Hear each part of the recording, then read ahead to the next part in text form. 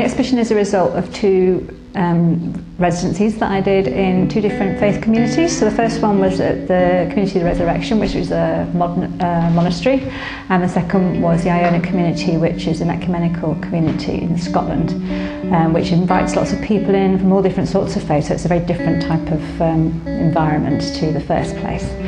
So the work was created as a result of those two experiences. So in the Community of the Resurrection, it's a monastic order, and there's quite a focus on the Benedictine rule of work and prayer. So it's a cycle of life. It's like the sacred and the secular all melds together. It's seamless. There's no sort of one thing and the other. And I was just fascinated by the pattern of their lives. So some of that comes out of some of the work I've created. The psalm piece is around the sort of patterning of saying psalms every single day and singing them to each other, and it's a call and response. So there's this sort of reflection back and forth. And the Glory Be, that was about nature and taking time out in nature to look at things and to be in the moment.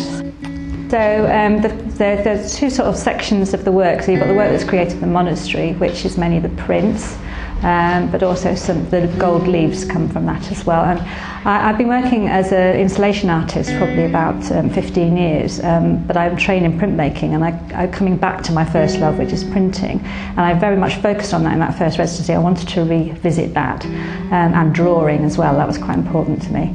But I also realised very quickly that you can't erase 15 years of being an installation artist. So I used to spend a lot of time in church, where I was probably meant to be praying, thinking about how I could work in that space and how the work would show. So a lot of the work was responsive to how the space was. For example, the Glory Be piece is 14 pieces which echo the Stations of the Cross around the space of the building, and they created a path round that people could follow. So there was a sort of a to and froing, I suppose, in the way I dealt with that. And then the found objects are sort of in my response to how we reflect on space and places as sacred. So Iona is a place of pilgrimage. People go there from all sorts of backgrounds, but they go there because they think it's a special place. And one of the things they do is a pilgrimage every week. So some of the prints are based on the pilgrimage, the different sites where everyone stops and has a thought about something, and my own reflections, feelings about that. As well. And then another piece is about how we collect things. Often when we go away, we pick up a pebble or a feather or something and take it home as a memory of our experience, and how that connects us with that place. So that's where the found objects in the boxes comes from as well, and the words inside are around that connection we have with places.